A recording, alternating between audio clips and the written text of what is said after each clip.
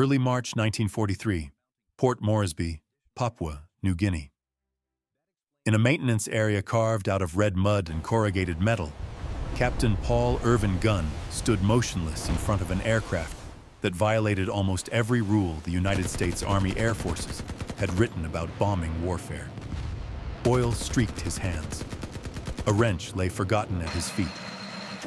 What held his attention was not a malfunction, but the undeniable reality of what he had created. The nose of the aircraft was wrong. The North American B-25 Mitchell was supposed to have a glass bombardier's compartment, transparent, delicate, designed for precision bombing from medium altitude. Instead, this aircraft faced forward behind a blunt metal nose, solid and aggressive. 8 .50 caliber Browning machine guns protruded from it, aligned with meticulous care, all fixed forward, all slaved to the pilot's trigger. This configuration did not exist in any technical manual. It had not been approved by Washington. It had not been authorized by Gunn's commanding officer.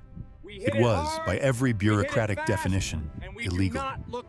It was also the most lethal anti-shipping aircraft yet assembled in the Southwest Pacific.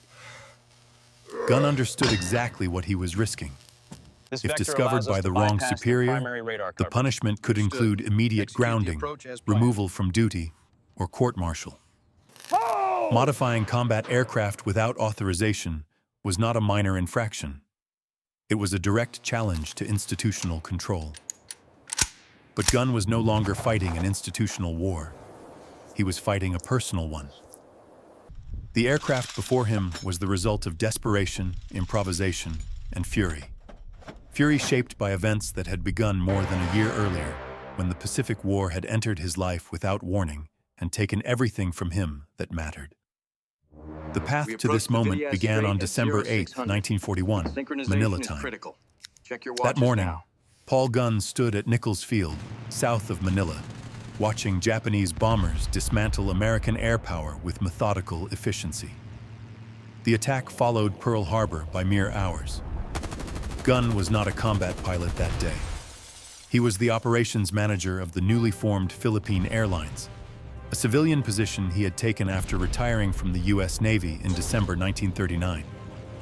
Under his authority were 4 Beechcraft Model 18 aircraft, civilian transports, unarmed, defenseless. Within hours, Major General Louis Brereton commandeered those aircraft for military use. Gunn, with 2 decades of naval aviation experience, was commissioned on the spot as a captain in the U.S. Army Air Forces. What was supposed to be a temporary wartime assignment became a descent into a war that would last 3 years and reshape the way air power was used forever. Gunn was 42 years old in 1941, far older than most combat pilots. He had learned to fly in the 1920s, served as a naval enlisted aviator, and spent 20 years working inside aircraft as much as flying them. He had flown fighters with the Navy's top, Hatter's Squadron, instructed pilots at Naval Air Station Pensacola, and developed a reputation as someone who understood airplanes not theoretically, but physically. He knew how they failed. He knew how they could be pushed beyond design limits. In December 1941, none of that mattered. What mattered was that his wife, Clara Louise, known to everyone as Polly, and their 4 children were still in Manila. Paul Jr. and Nathan were teenagers. Connie and Julie were younger.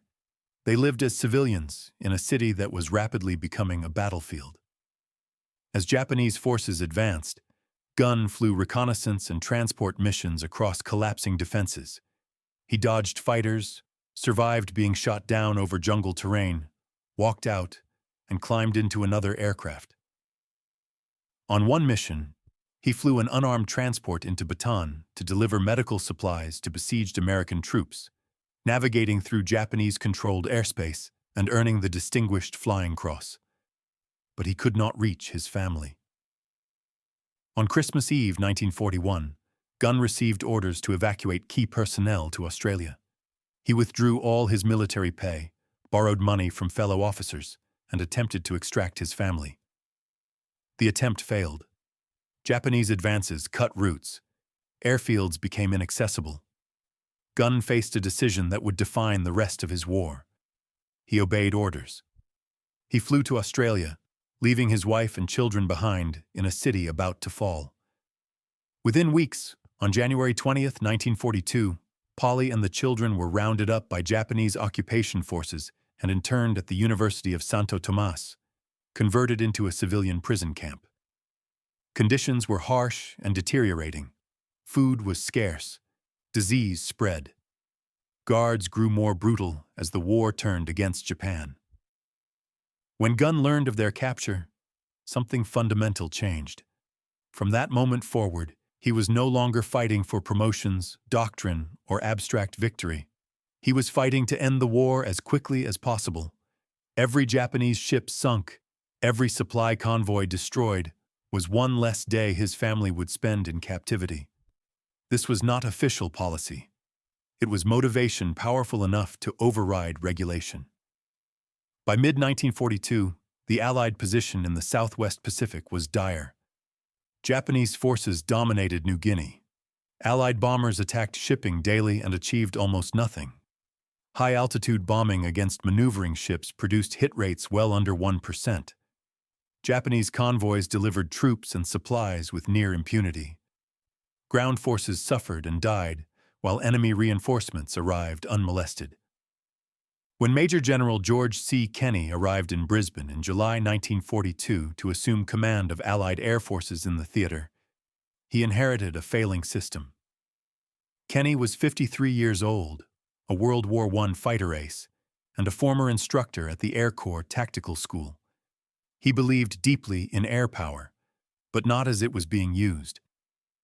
Kenney understood something his predecessors had missed.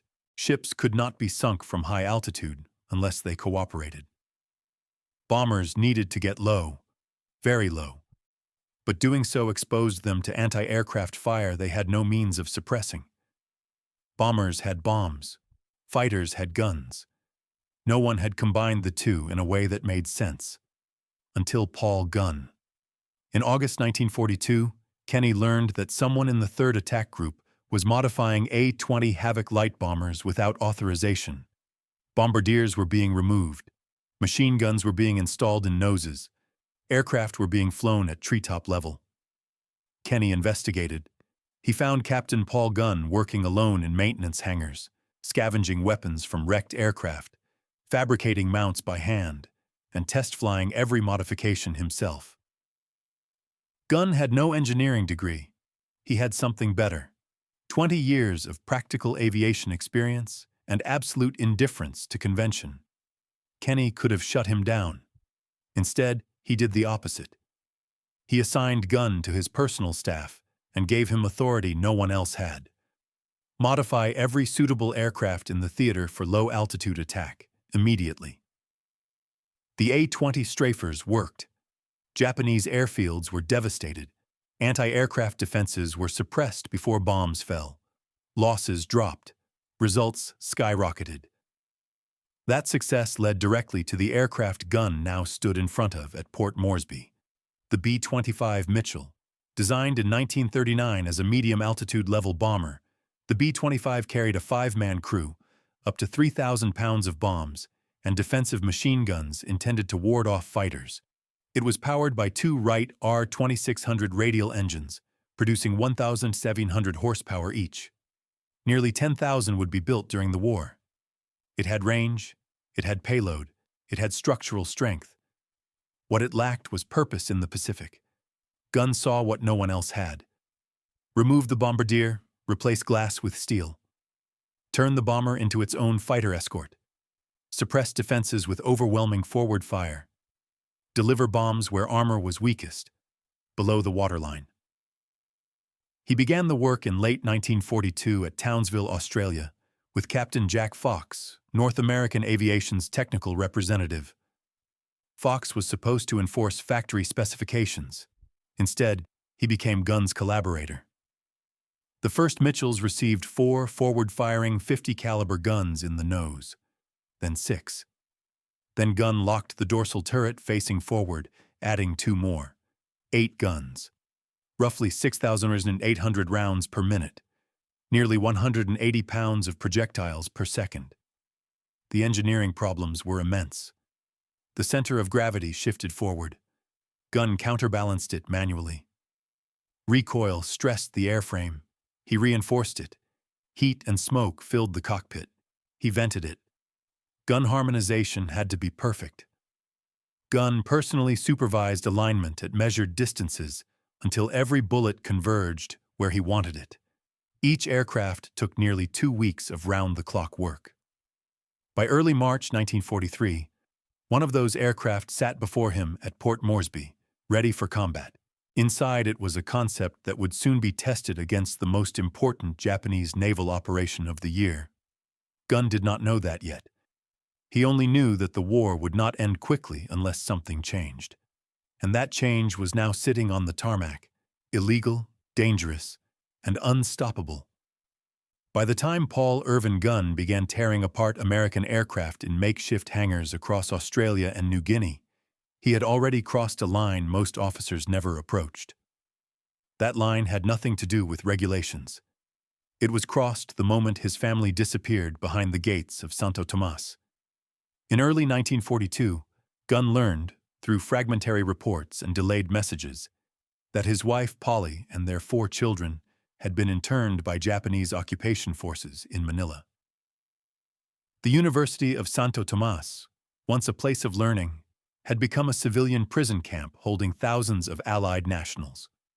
Food rations were minimal. Medical care was nearly non-existent.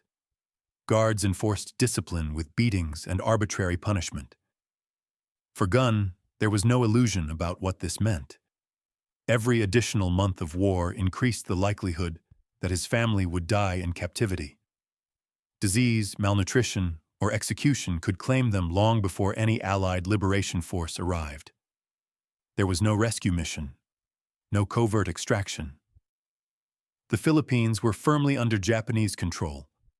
The only way to save them was to end the war faster. Gunn never articulated this as doctrine. He never wrote it down. But it shaped every decision he made from that point forward. Speed mattered. Results mattered. Rules did not. His background made him uniquely dangerous in this mindset. Gunn was not a product of the Army Air Forces system. He had spent 20 years in the U.S. Navy as an enlisted aviator at a time when flying was still experimental and unforgiving. He had learned aviation when aircraft were unreliable, procedures were flexible, and survival depended on mechanical intuition rather than checklists. He had flown fighters. He had instructed pilots. He had repaired aircraft that were never meant to fly again. He had crashed and walked away. He understood that aircraft were tools, not sacred objects. Army Air Forces culture in 1942 was different. Aircraft were governed by manuals.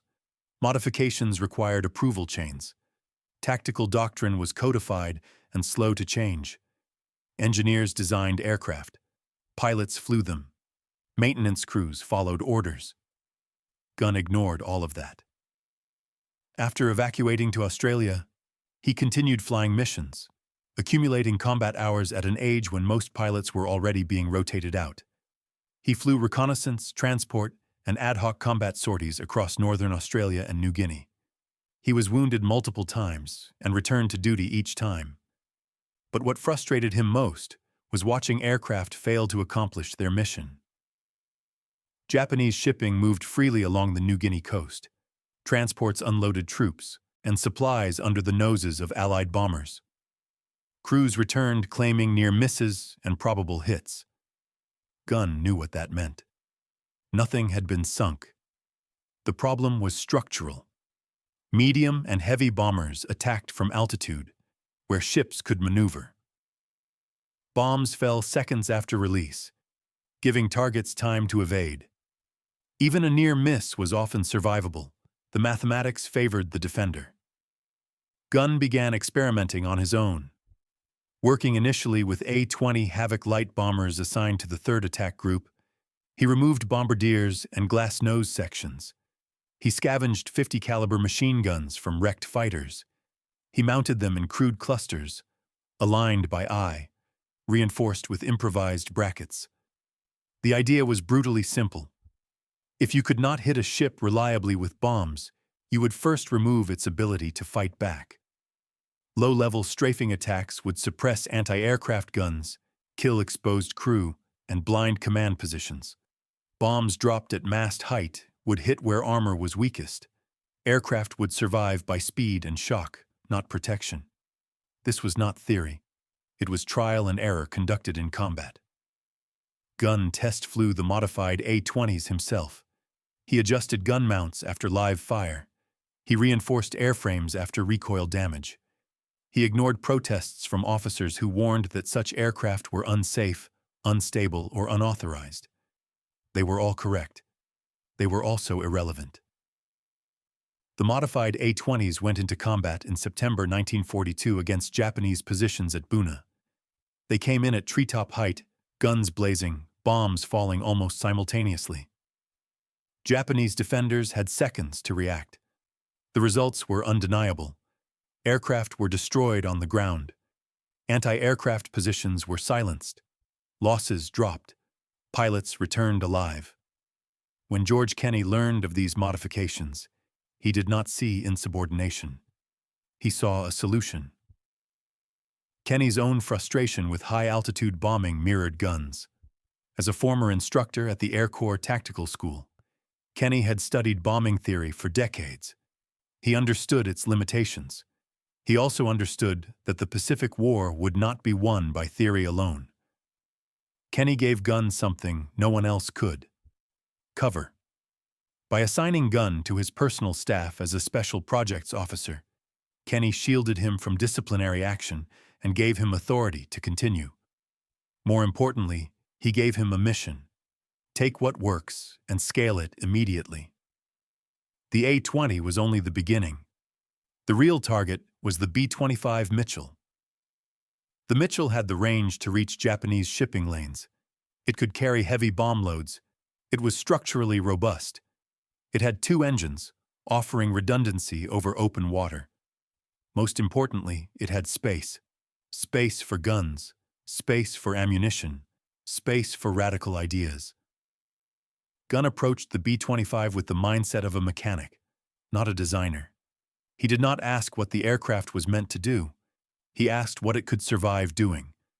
The bombardier's position was the first casualty. In low-level attacks, it served no purpose. Removing it reduced crew requirements and eliminated a vulnerable glass nose that shattered under even small-caliber fire. Steel replaced glass. Then came the guns. 4 50-caliber Brownings were mounted in the nose, fixed forward. Each was fed with hundreds of rounds. Gunn aligned them meticulously, understanding that accuracy at short range would determine survival. Then he added more. Cheek-mounted guns extended the firing arc. The dorsal turret, designed to protect the aircraft from fighters, was locked forward. Its twin guns slaved to the pilot's trigger. The bomber became a gun platform, delivering more forward firepower than many fighters. Every modification introduced new problems. The aircraft became nose-heavy. Gunn counterbalanced it manually. Recoil stressed structural members. He reinforced them. Heat and smoke filled the cockpit. He vented them. Harmonizing 8 guns required precision. Gunn personally supervised every alignment. This was not innovation by committee. It was innovation driven by obsession. By early March 1943, Gunn had created an aircraft that could fly at 50 feet above the water, suppress shipboard defenses in seconds, and deliver bombs where they would kill a ship outright. He still did not know when it would be tested. He did not need to. He knew the Japanese would eventually offer a target big enough to justify everything he had risked. That moment was approaching faster than anyone realized. By late February 1943, the Allied air war in the Southwest Pacific had reached a moment of quiet crisis. On paper, the Allies possessed air superiority in numbers. They had B-17 flying fortresses, B-24 Liberators, medium bombers, fighters, and expanding airfields across Australia and Papua. In practice, None of it was solving the central problem of the campaign. Japanese ships were still moving. Convoys continued to deliver troops, artillery, ammunition, and food from Rabaul to New Guinea. Each successful run strengthened Japanese defensive lines and prolonged ground fighting in some of the most inhospitable terrain on Earth. Allied infantry units advancing through jungle and swamp paid the price for every ship that reached its destination. The failure was not one of courage or effort. It was doctrinal. High-altitude bombing dominated Allied thinking in 1942 and early 1943. It was clean, methodical, and theoretically efficient. Bombers approached from thousands of feet above, released their payloads, and turned for home. Against factories and fixed infrastructure, the method could work. Against ships, it failed catastrophically. Japanese convoy commanders understood the geometry of bombing. At altitude, bombs took seconds to fall. Even lightly maneuvering vessels could evade most attacks. A near miss rarely caused fatal damage. Hits were rare enough that crews accepted losses as the cost of doing business. Statistically, Allied bombers were striking less than 1% of moving maritime targets. This was not sustainable. General George C. Kenney had been wrestling with this reality since his arrival in theater. He had inherited an air force that followed doctrine rather than results. Bomb tonnage was measured. Sorties were logged. Targets were attacked. Ships were not sunk. Kenney's frustration mirrored Paul Gunn's, but from the opposite end of the hierarchy. Where Gunn acted first and ignored rules, Kenney understood that doctrine itself had to be broken. But changing doctrine inside a military organization during wartime required proof, not argument. That proof was about to present itself. In late February 1943, Allied intelligence intercepted a series of Japanese naval messages. The source was Ultra, code-breaking operations that had penetrated Japanese naval communications. At Fleet Radio Unit Melbourne, analysts reconstructed a plan of unusual scale. Japan was assembling a major convoy at Rabaul. The destination was Lae, on the northern coast of New Guinea. The cargo was not supplies alone, but troops, approximately 6,900 men of the 51st Division. 8 transport ships would carry them. 8 destroyers would provide escort. Air cover would be supplied by roughly 100 Zero fighters operating from nearby bases. This was not a routine run. It was Japan's maximum effort to reinforce New Guinea. Rear Admiral Masatomi Kimura commanded the operation from the destroyer Shirayuki. Japanese planners expected losses. Every previous convoy had suffered damage, but they believed enough ships would survive to make the mission worthwhile. They believed the same thing Allied commanders had believed for months, that high-altitude bombing could harass, but not annihilate, a well-escorted convoy. Kenney saw something different. He saw an opportunity to test every unconventional idea he had been nurturing since taking command. Skip bombing, massed height attack, forward-firing bombers, coordinated multi-altitude strikes. Most of all, he saw an opportunity to test Paul Gunn's modified B-25s against the highest-value target the Japanese could offer. The attack plan Kenney approved was the most complex air operation yet attempted in the Southwest Pacific. B-17 flying fortresses would attack first from medium altitude, forcing ships to maneuver and disrupt formation. Royal Australian Air Force Beaufighters would then strike at very low level, strafing decks and suppressing anti-aircraft fire. Modified B-25 Mitchells, the Strafers, would follow at mast height, delivering the killing blows with guns and skip-bombed explosives. P-38 Lightnings would provide top cover, engaging Japanese fighters before they could interfere. It was a system-level solution to a system-level problem. The Japanese convoy departed Simpson Harbor at Rabaul just after midnight on February 28, 1943. The formation was large, slow, and heavily burdened. The transports could manage only 7 knots, approximately 8 miles per hour, while fully loaded. The destroyers could move far faster, but they were constrained by the convoy's pace. Weather initially favored the Japanese. Tropical storms swept through the area, reducing visibility and grounding some Allied aircraft. For nearly 2 days, the convoy advanced under intermittent cloud cover, covering roughly 90 miles by the evening of March the 1st. Troops packed into the holds suffered intensely. Seasickness spread. Heat and overcrowding took their toll. But morale remained intact. Japanese commanders believed they would endure air attacks as they always had. On the morning of March the 2nd, Allied aircraft re-established contact. At approximately 10 hours, 29 B-17s attacked from around 5,000 feet. Bombs fell. Crews reported near misses and claimed hits. Japanese records later showed minimal damage. One transport may have suffered slight injury. The pattern repeated throughout the day. More B-17 strikes followed. Bombs fell, ships maneuvered, fighters engaged. A few aircraft were damaged, no ships sank. To Japanese commanders, this was confirmation. The system was working. What they did not realize was that these attacks were never intended to succeed. They were shaping the battlefield. By the evening of March the 2nd, Kenny knew the decisive moment would come the next morning. The modified B-25 crews had trained repeatedly for this exact scenario. On February 28th, they had rehearsed attacks against a wrecked ship, practicing approach angles, firing distances, and bomb release timing. Every pilot understood his role. Every gun had been harmonized. Every bomb had been fused for delayed detonation. At dawn on March 3rd, weather conditions were ideal.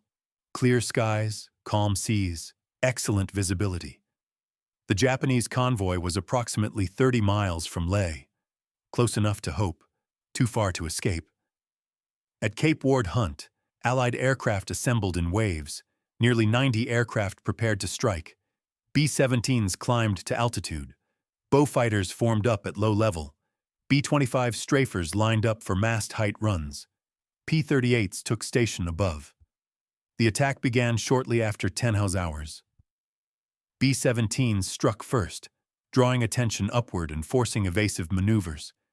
As Japanese gunners focused on the high threat, the Beaufighters came in low. Their 4 20mm cannons and 6 machine guns ripping across decks and gun positions. Then the B-25 Strafers arrived. They flew at approximately 50 feet above the water, closing at nearly 300 miles per hour. At that speed and altitude, manual anti-aircraft fire was almost useless. Gunners saw the aircraft only seconds before impact. One pilot selected the transport Kyokusei Maru. At roughly 1,000 yards, he opened fire. 8 50-caliber machine guns unleashed a concentrated storm of bullets. Tracers marked the path of destruction as fire walked from bow to bridge. Gun crews were cut down. Weapon mounts were shattered. Superstructure disintegrated. At 200 to 400 yards, the pilot released 2 500-pound bombs fitted with delayed fuses. They struck the water, skipped once, and slammed into the hull below the waterline. Seconds later, underwater explosions tore into the ship's weakest structural point. The engine room flooded. Compartments collapsed. The transport listed violently and began to sink. It would be gone within 15 minutes. Across the convoy, the same pattern repeated. Kembu Maru took multiple attacks. Gunfire killed exposed crew. 4 bombs struck below the waterline. The ship broke apart and sank in less than 10 minutes. Teo Maru burned fiercely as strafing ignited fires across the superstructure.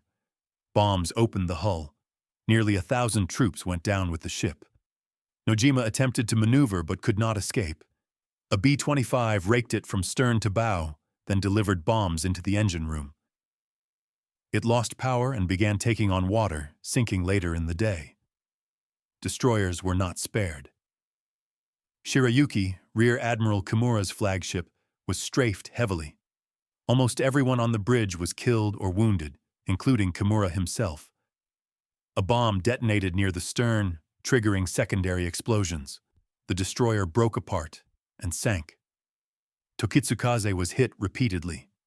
Fires spread uncontrollably, fuel tanks ignited, the ship became a burning wreck and sank within the hour.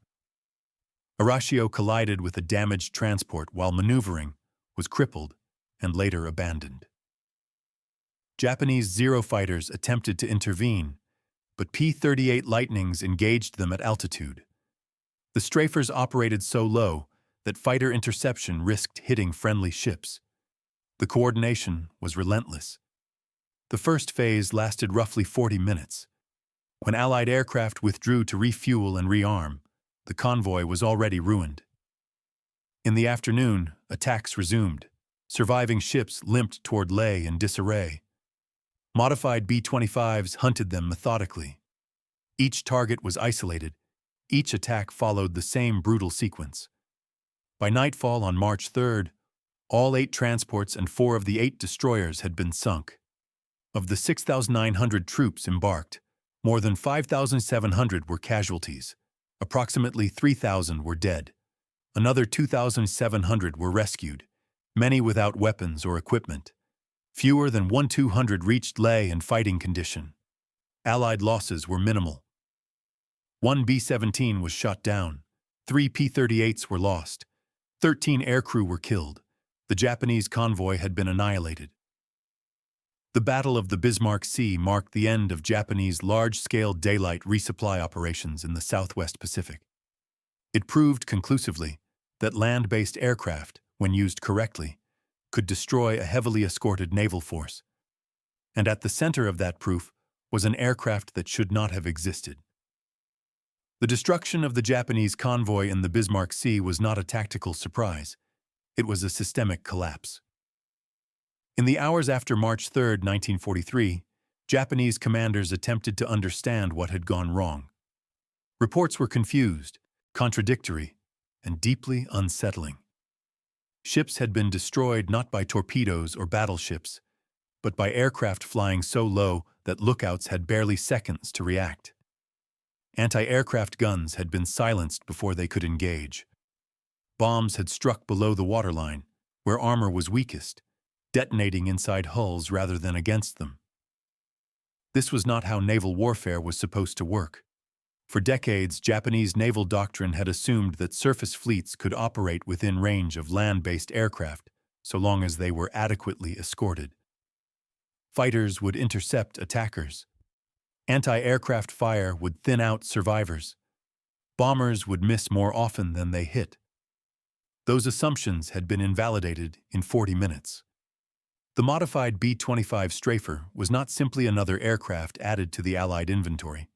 It was a weapon system designed around a different logic, one that combined firepower, timing, and altitude in a way Japanese defenses had never been built to counter. At the heart of that logic was Paul Gunn's most radical decision: the complete abandonment of the bombardier.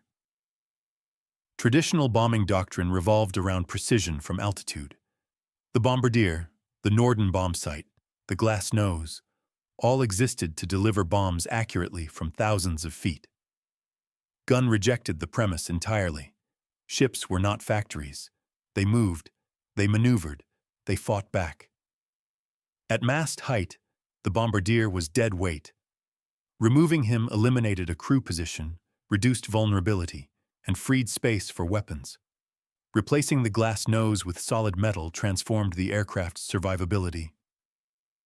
Light anti-aircraft fire that would shatter a glass compartment now glanced off steel. The guns changed everything. 8 50-caliber machine guns firing forward meant that the B-25 no longer needed escort at the point of attack. It could suppress its own opposition.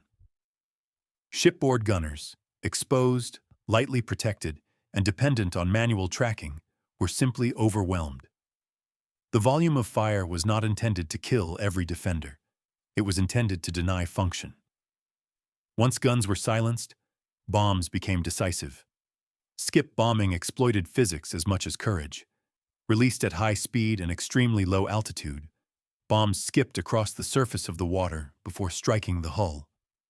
Delayed fuses ensured detonation occurred after penetration, maximizing structural damage below the waterline.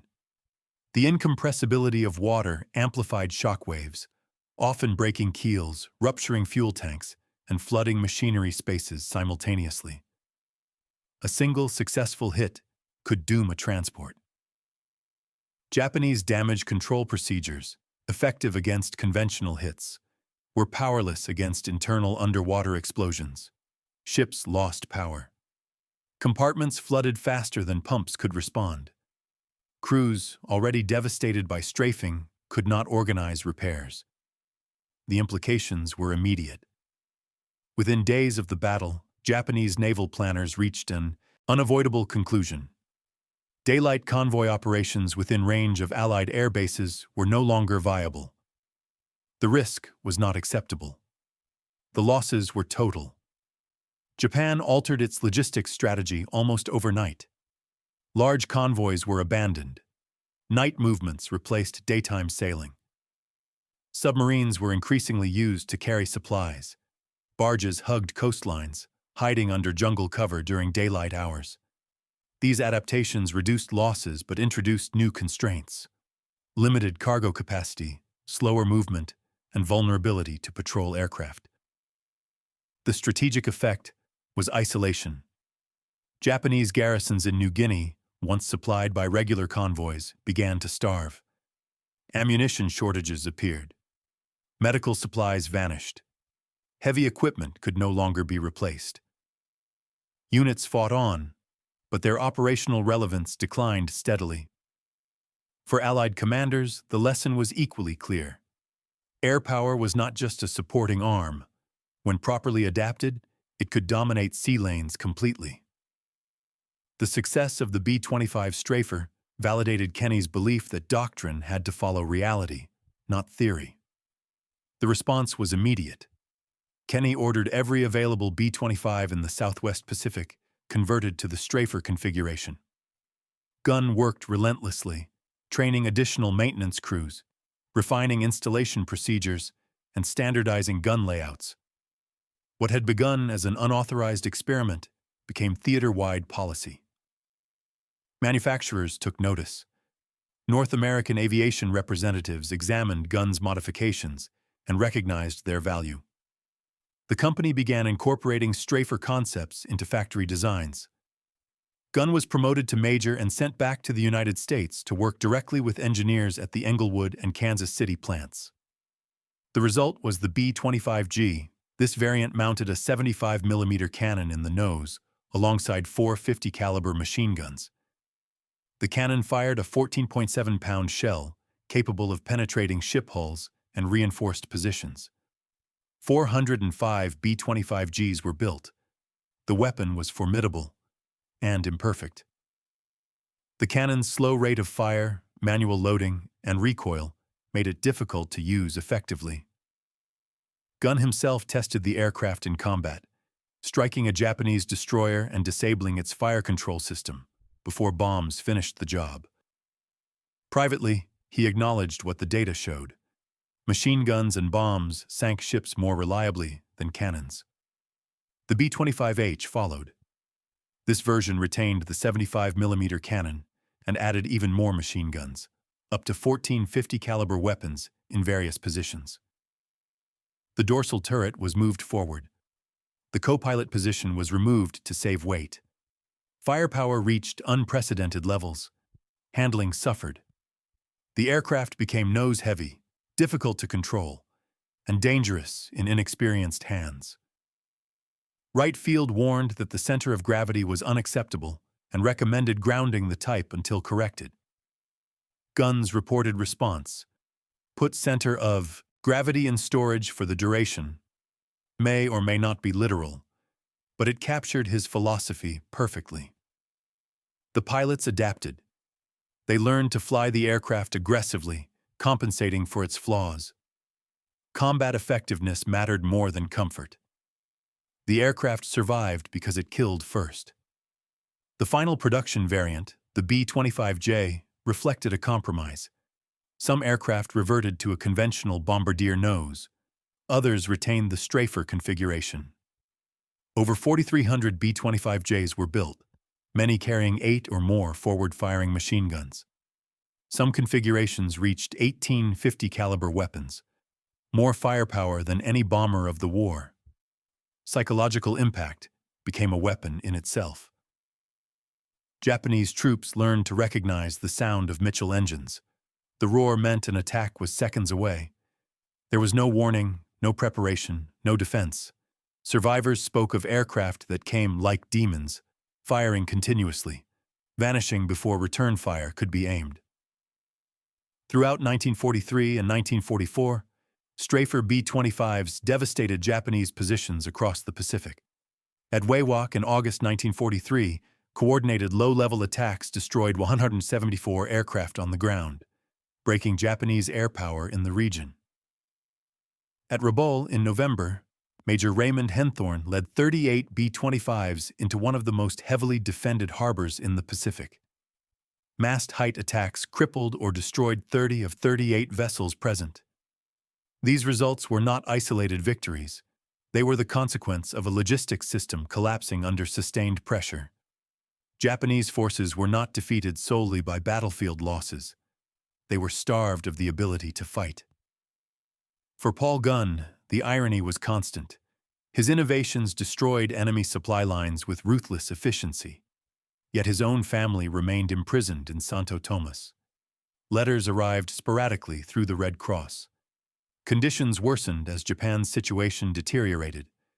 Gunn could only work harder, believing each convoy destroyed shortened the war by days, perhaps weeks. By late 1944, American forces returned to the Philippines.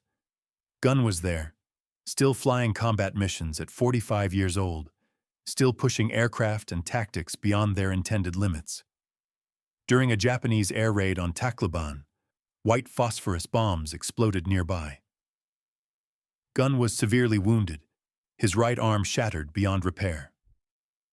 His flying war ended. The larger war did not. When Paul Gunn was evacuated from Tacloban in late 1944, his right arm shattered by white phosphorus fragments. The Pacific War had already passed a point of no return. The modified B-25 was no longer an experiment, no longer a local improvisation tolerated by a single commander. It had become a defining instrument of Allied air power in the Southwest Pacific, reshaping Japanese strategy in ways that could not be undone.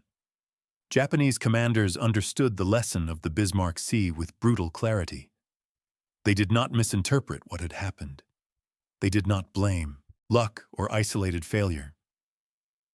Post-war Japanese naval records consistently describe the battle as the moment when daylight surface logistics within range of Allied airfields became impossible.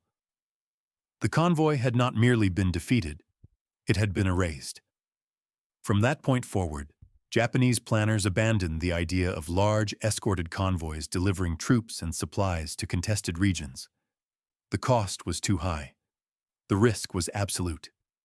No amount of escort could protect slow transports from aircraft that attacked at mast height, suppressed defenses with gunfire, and detonated bombs inside hulls.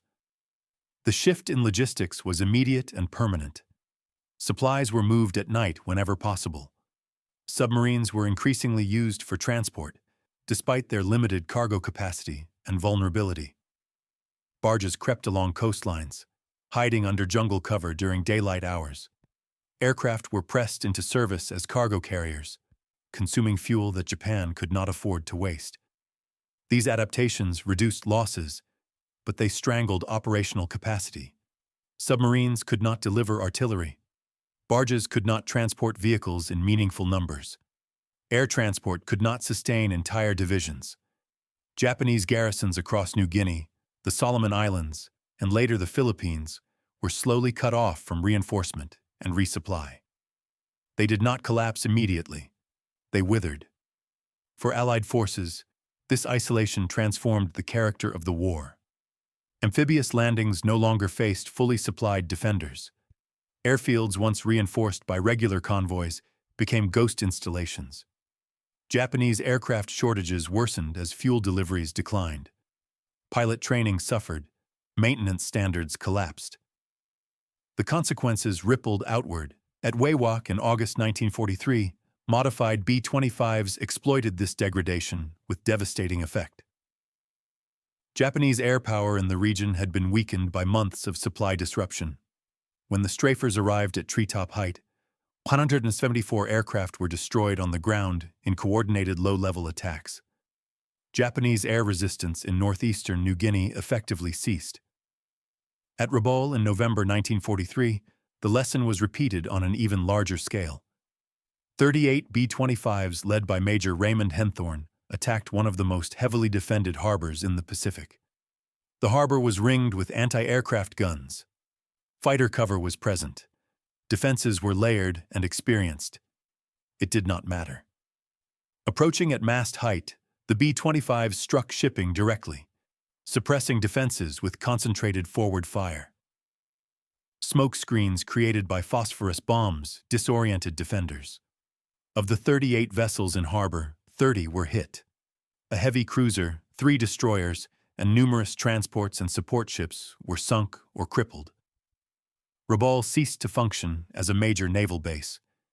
Each of these attacks reinforced the same strategic reality. Japan could no longer maneuver or supply forces freely in regions dominated by Allied air power. The modified B-25 had become a weapon of denial, stripping the enemy of options rather than merely inflicting losses. By 1944, the Strafer concept had been fully institutionalized. The B-25G and H variants represented attempts to formalize Gunn's ideas within factory production. The 75mm cannon mounted in the nose of these aircraft was a dramatic expression of firepower, capable of penetrating ship hulls and hardened targets. Yet operational experience revealed its limitations. The cannon's slow rate of fire, heavy recoil, and demanding loading requirements made it less decisive than anticipated. Machine guns and bombs remained the true killers. The B-25J, the most numerous variant, reflected this understanding. Produced in greater numbers than any other Mitchell model, it appeared in both conventional bombing and Strafer configurations. Some J models carried 8 forward-firing 50-caliber guns. Others mounted cheek guns, dorsal turret guns locked forward, and waist guns, reaching totals of up to 18 machine guns. The result was psychological as much as physical. Japanese troops learned to fear the Mitchell's sound. Survivors described attacks that arrived without warning, at altitudes so low that aircraft seemed to emerge from the sea itself. Anti-aircraft crews were often dead or wounded before they could bring weapons to bear. Ships that survived initial attacks were frequently left burning, immobilized, and easy targets for follow-on strikes. This fear altered behavior. Japanese commanders hesitated to move during daylight. Crews abandoned ships early. Gunners fired wildly. Discipline eroded under constant threat. The mere presence of Allied airfields within range imposed paralysis. While the air war reshaped the strategic map, Paul Gunn's personal war continued in parallel. Throughout 1943 and 1944, his wife and children remained interned at Santo Tomas. Letters reached him intermittently through the Red Cross, heavily censored and months out of date. He knew rations were shrinking. He knew disease was spreading. He knew guards grew harsher as Japan's situation worsened. There was nothing he could do except accelerate destruction elsewhere. When American forces returned to the Philippines in late 1944, Gunn flew combat missions despite his age and accumulated wounds. He had been injured repeatedly throughout the war, shrapnel, crashes, forced landings, but returned to duty each time. His experience was too valuable, his determination too absolute. The injury at Tacloban ended that chapter. White phosphorus fragments destroyed muscle and bone in his right arm. The damage was irreparable. Gunn was evacuated to Australia, then to the United States. He would never fly combat again. The war, however, was reaching its conclusion. On February 3, 1945, elements of the U.S. 1st Cavalry Division liberated the Santo Tomas internment camp during the Battle of Manila. The timing was critical. Japanese guards were preparing to execute camp leadership as American forces closed in. More than 4,000 civilians were freed. Among them were Polly Gunn and her 4 children. They had survived 3 years and 14 days of captivity. General Douglas MacArthur personally visited the camp and met the Gunn family. Arrangements were made for them to be flown to Australia, where Paul Gunn awaited them. The reunion occurred weeks later. The family that came back together was not the one that had been separated in 1941. The children were older, hardened, changed. Polly had held them together through deprivation, illness, and uncertainty. Gunn, who had spent years channeling grief into innovation, finally saw the result of his efforts not on a chart or battle report, but in the faces of his family. The war ended months later. Japan's surrender in August 1945 was witnessed, in part, by B-25 Mitchells escorting the Japanese delegation to Manila. It was a symbolic moment.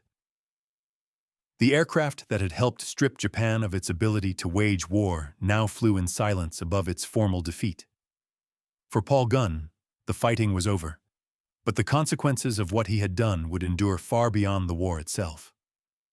When Paul Irvin Gunn returned to the United States in early 1945, the war he had helped reshape was already drawing to a close. He arrived not as a celebrated hero paraded before cameras, but as a wounded officer whose contributions were scattered across after-action reports, production memos, and operational doctrines. His right arm was permanently disabled. His flying days were over. Yet the weapon system he had created continued to fly combat missions until the final days of the Pacific War. By that point, the modified B-25 Strafer had become the standard anti-shipping aircraft of the Southwest Pacific. It was no longer unusual to see medium bombers skimming the sea at mast height, guns firing continuously, bombs skipping across the water to detonate inside ship hulls. What had once seemed reckless was now routine. What had once violated doctrine had become doctrine. The Japanese understood this transformation as well as the Americans. Post-war interviews with Japanese naval officers consistently returned to the same conclusion. After the Battle of the Bismarck Sea, Japan could no longer operate surface convoys in daylight within range of Allied airfields. The risk was absolute. Losses were not incremental, they were total. This realization reshaped Japanese strategy, but too late. Night movements reduced efficiency. Submarine transport strained already overstretched fleets. Barges and small craft delivered only fractions of what had once arrived by convoy. Air transport consumed fuel Japan could not replace.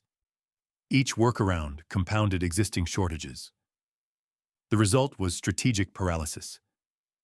Japanese forces across New Guinea, the Philippines, and island chains stretching across the Pacific fought with diminishing ammunition, inadequate food, and little hope of reinforcement. Their courage remained. Their capacity to influence the war did not. The modified B-25 was not solely responsible for this collapse, but it was the instrument that made isolation systematic. From 1943 onward, Allied operations increasingly relied on air power to bypass, neutralize, and starve enemy positions, rather than assault them directly. MacArthur's island-hopping strategy depended on this capability. Airfields could be captured or constructed within range, and Japanese bases beyond them could be rendered irrelevant. The Strafer B-25 made this possible at scale. Its range allowed it to reach shipping lanes far beyond the reach of light attack aircraft. Its firepower allowed it to suppress defenses without escort at the point of attack. Its bomb load allowed it to destroy targets outright rather than merely damage them. One aircraft could do the work that previously required multiple types operating in coordination. This efficiency mattered. War is not won by isolated victories, but by sustained pressure applied faster than the enemy can adapt. The modified B-25 represented exactly that, a weapon system optimized for relentless, repeatable destruction of logistics. North American aviation incorporated these lessons into production. Of the 9,190 B-25 Mitchells built during the war, thousands were configured as strafers based directly on Gunn's designs. The B-25J became the most produced variant, many of them mounting heavy forward armament. The concept spread. Other aircraft were modified for similar roles. Low-level attack became standard practice across the theater. Skip bombing techniques were taught formally. Training emphasized coordination, timing, and suppression rather than altitude and precision. The implications extended beyond World War II. In later conflicts, air forces around the world studied the Bismarck Sea and the Strafer concept. The idea that aircraft could dominate surface movement through sustained low-level attack influenced post-war doctrine. The gunship, a platform designed primarily around forward firepower rather than bombs, emerged directly from this lineage. The AC-47, AC-119, and AC-130 gunships of later wars traced their conceptual ancestry back to the B-25s that Paul Gunn had modified in muddy hangars under tropical heat. After the war, Gunn remained in the Army Air Forces, working on aircraft development and tactical refinement. He was promoted to lieutenant colonel and later medically retired as a full colonel on June 30, 1948. His decorations included the Distinguished Flying Cross with Oak Leaf Cluster, the Silver Star, the Legion of Merit, the Air Medal, and 9 Purple Hearts, each representing a separate wound. 9 times he had been injured and returned to duty. In civilian life, Gunn returned to the Philippines and rebuilt Philippine Airlines, reconnecting islands devastated by years of war. He continued flying, continued taking risks, continued pushing limits. Aviation was not something in her expression flickered. Not hate, not victory, but recognition. The look of someone who had finally realized the lake was bigger than her rules, bigger than her voice, and far bigger than she ever tried to make herself. Then she climbed into the truck, closed the door, and drove away down the winding lakeside road, disappearing between the pines. Just like that, the air seemed to lift. A week later, the county finalized penalties against her for false reporting and misuse of public resources. Nothing dramatic, community service, fines, a formal warning, but enough to make sure her patterns didn't repeat elsewhere. Enough to protect the next lake she might have tried to conquer. The HOA board dissolved not long after. Without Bethany's pressure, the remaining members resigned one by one. The villas voted to replace the HOA with a cooperative committee, voluntary, neighbor-run, and focused on actual issues like dock safety and trash pickup instead of visual harmony assessments. They asked me to join. I didn't accept. I didn't decline. I simply told them I'd help when needed, and they accepted that answer like good neighbors do. That summer, we rebuilt the dock, the shoreline, the trust between neighbors. On a breezy July afternoon, the community gathered for a potluck on the marina deck. Children darted between picnic tables. Someone grilled bratwursts. A couple of older men taught kids how to tie proper fishing knots. And for the first time in months, laughter replaced whispers. I stood by the railing. The lake unfolded before me in shimmering blue layers. Duke lay stretched at my feet, snoring softly. Jake joined me sipping iced tea. "Your grandfather would have been proud," he said. "Of what?" I asked.